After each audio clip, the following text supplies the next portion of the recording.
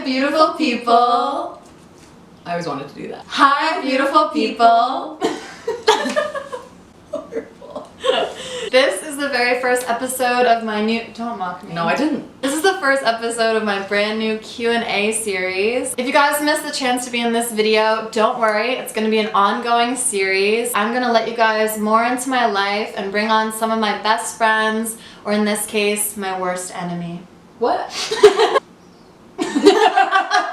In all seriousness, Try that again.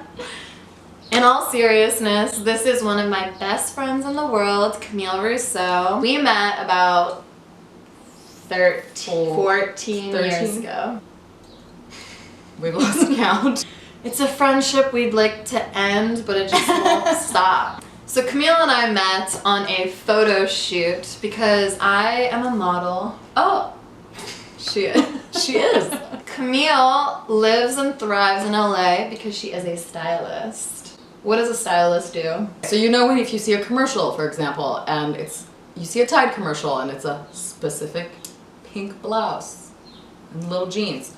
Well, the actors don't show up looking like that. Somebody Camille chooses. put them in that outfit. I put them in that horrible outfit. It was me. So that's what a stylist does. It's actually really interesting because everything in a movie or on a set that you see is telling a story, and there's so many different hands that go into it.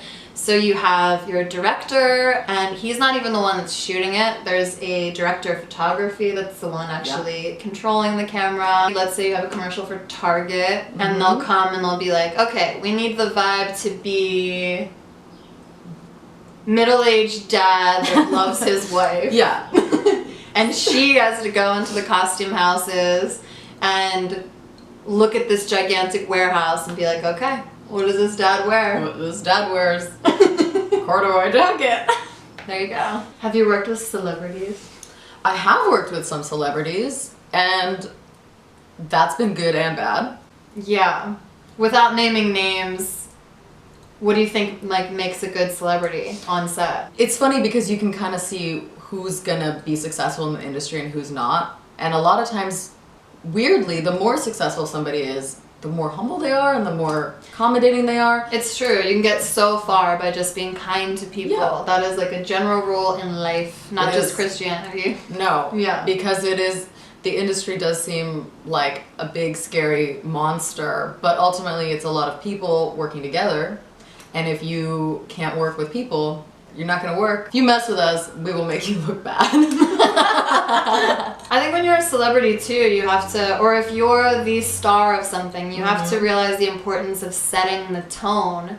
If you come on set in a bad mood, throwing things around, storming around, this could apply to if you're a manager at Starbucks. If you have a position of power in any industry, you set the tone. The tone is set at the top. Okay, so enough boring stuff about Camille. Who cares? Who cares? We're gonna get to your questions in a second. We're gonna pick from this beautiful artisanal bucket. I'm gonna find something cuter for your questions. I don't really like this thing. So I've printed out a bunch of your questions. Like I said, we're gonna keep this series going, so if we do not pick your question, don't give up. I will get to it in a future video. I just wanted to mention before we start that I wrote a piece for thesexed.com. Liz Goldwyn is this amazing writer and filmmaker, and she has this very educational website up called thesexed.com. She asked me to write a first-person piece, which Camille helped me edit because she's also an amazing writer, about my experience as an evangelical Christian and about my sexual development. I thought it was important to add my voice to that site because as Christians we deal with a lot of sexual shame, obviously, and it's been a journey that Camille has been on with me. Oh yeah. And I've been doing really well lately, wouldn't you say? Yeah. Yes. Yeah, better. So if you guys want to learn more about me and my very personal life, go to thesexed.com and check it out. Da-da-da-da! This is a question from Chloe McGinley. Hi, Chloe. Hi, Brenda. I'm wondering how you navigate dating as a Christian. Oh no. Is it important that your partner is a Christian as well?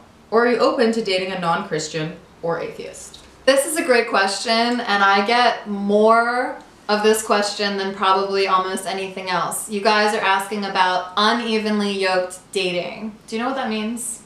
No. Okay. Yoked? As a backstory, not all of my friends are Christians. I have very diverse friends. So Camille, what would you say your belief system is? I guess I would say I don't have one. I'm not religious. I didn't grow up religious. You're the only religious person I know.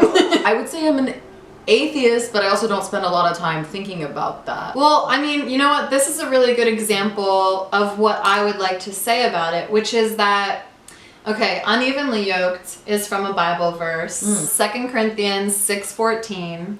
The verse goes, "Do not be yoked together with unbelievers, for what do righteousness and wickedness have in common? Or what fellowship can light have with darkness?" Oh. That's way harsh. So you guys, this is actually a perfect example because Camille and I are not romantic at all.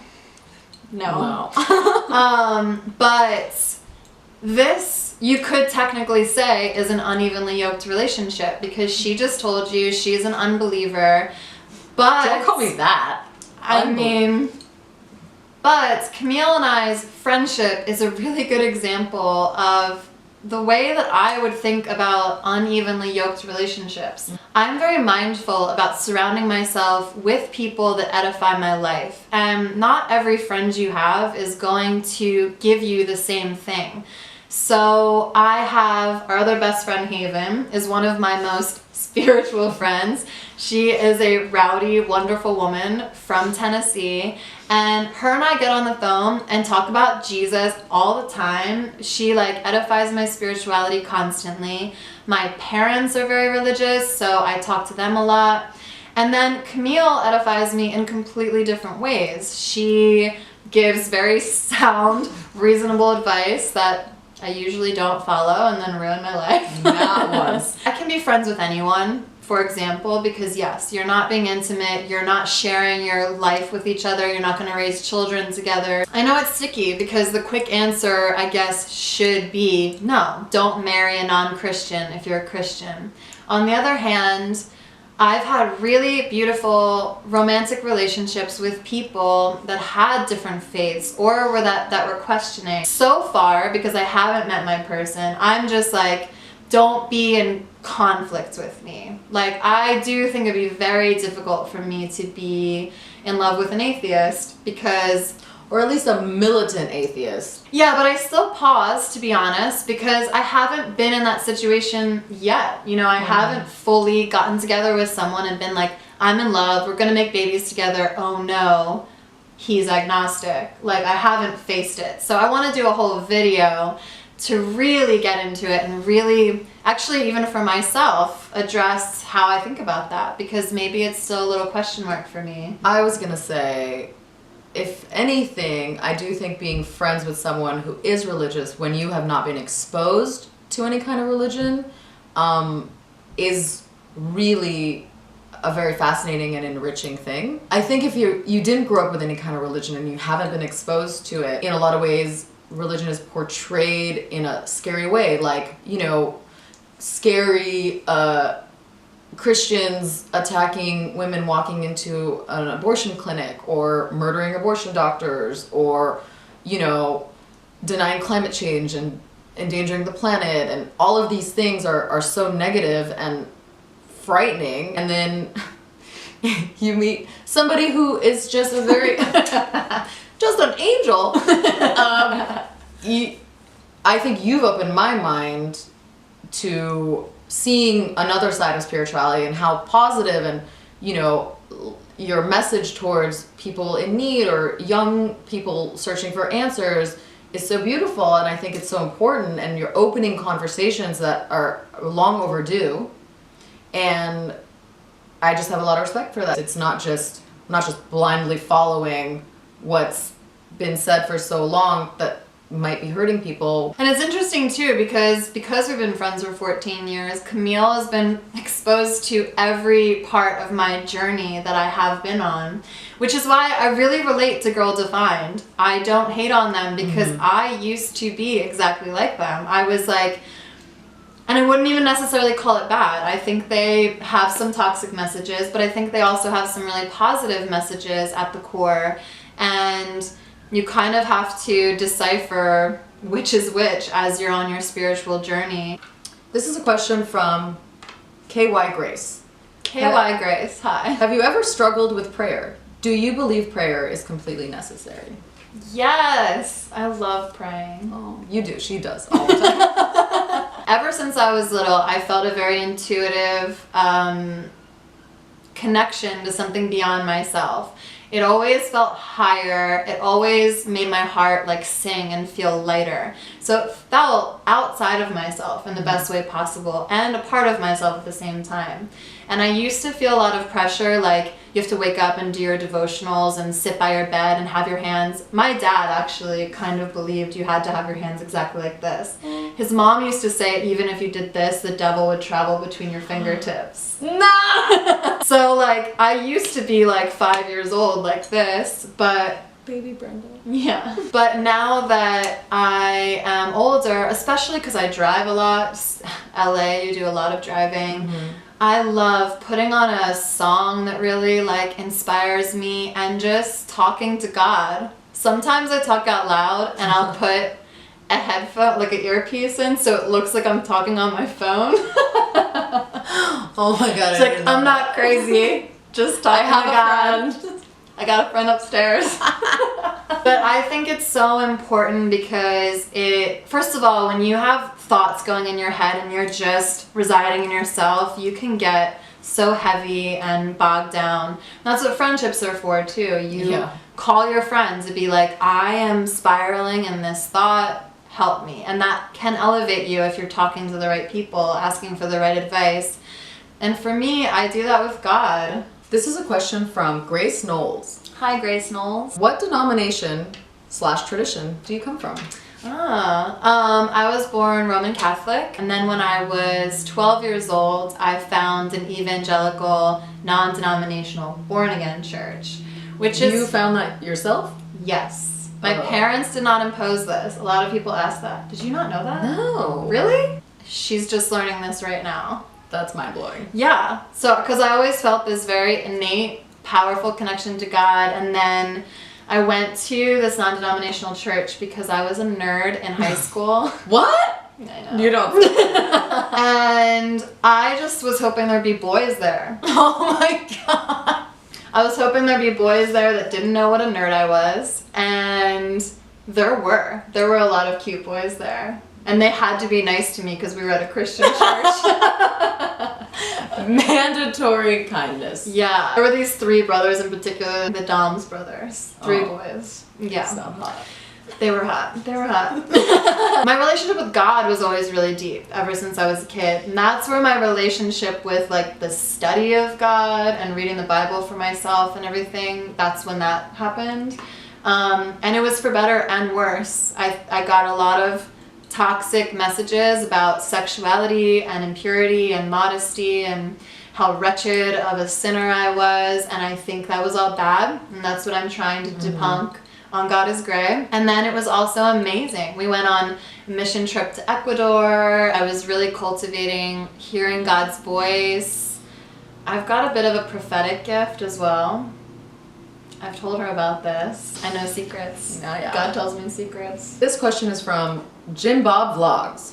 Jim Bob Vlogs. Jim Bob Vlogs. Say that 10 times. Do you have a stance on organized religion as opposed to a more individualistic approach? This is actually something I wanted to ask you about. You do have a very out-of-the-box view on religion. So why do you still subscribe to this organized religion versus your own version of spirituality? And what is the difference for you? I guess I resent the fact that they have to be mutually exclusive. That my principles of love and caring about people and giving back and being inclusive and listening to other perspectives, that should have never, in my opinion, been in conflict with any churches I ever attended. I personally think I should have never had to walk into a church building and hear that being gay was a sin, or that my spaghetti strap is hanging out and therefore like I'm less of a woman, or I'm a Jezebel. Like, those things are very toxic, and I'll keep being very strong about how I feel about that. But I just really resented the fact that I would have to leave altogether because of what I see as a few bad apples. Those apples not just being people that are projecting those messages, but just ideas and stances that we have tolerated as Christians for way too long. I think the church can do better, and I think the people in most churches have really good hearts. So part of me doesn't want to give up on that. I would rather kind of stay inside and hopefully be a light, hopefully encourage you guys to not shut each other up, to not call each other cherry pickers, to not degrade people for their sexuality or their gender or the way they pray or how long they pray. Like, all of those things are like, stay in your own lane. Like, I think church is supposed to be a place where you worship and celebrate God and your faith together, and messages are good, but sometimes they're not good. Sometimes they're good until they're bad. Do you feel like you're doing stronger work fighting from the inside versus like starting your own cause? I know, sometimes people are like, start your own church. I'm like, that sounds so stressful. Fun. Oh. I mean, Camille and I are both fascinated by this. Oh. You look at Jonestown, the People's Temple, is that what it's called? Yeah. The Source family, the Rajneesh. Yeah. These places all start with the purest intention. Well, with the people, with the followers. They usually have a really warped leader, but yeah, the because followers, usually the leader is just a horny perv who, yeah, low key just wants to like manipulate a large number of people into having sex with them. Yeah, or just trying to scam money. Yeah, I mean, the root of evil really is money and sex. Exactly. Mm-hmm. And I think that I think the church's obsession with sexuality and with money, it can really run away with you. This one is from Anna Carolina Costa. Such a pretty name. Yeah. Hi, Anna. How do you bring God into your relationships without it being weird? Oh, I make it weird. I think that's a great question, because I know a lot of you guys are still in high school, middle school, college, and those are really formative moments where you're trying to figure out who you are, where you're at, how you want to present yourself to the world. And that should be fun and exploratory. And with me and my faith, I've always just like, I'll kind of drag myself before anyone else can drag me. I'll be like, I'm a nerd, I love Jesus, you know, because it's just like, I know it can be nerdy or like be seen as really weird or whatever, but if you're projecting love and you are not judging people and you're allowing genuine relationships to flourish in your life, and your Christianity isn't conflicting with the way you're moving through the world, that people don't think it's weird. It's only weird if you make it weird, right? Yeah, don't make it weird. Yeah. So this was our first Q&A. I hope you guys enjoyed it. Don't worry, you won't have to see her again. I'll have a new guest next time. I'm getting fired after the first try. I love you guys. Your questions were so good. Really good. Yeah, and really I can't wait to get more. Keep the questions coming. I'll keep the series going. We love you guys. God bless. Something weird on this bucket.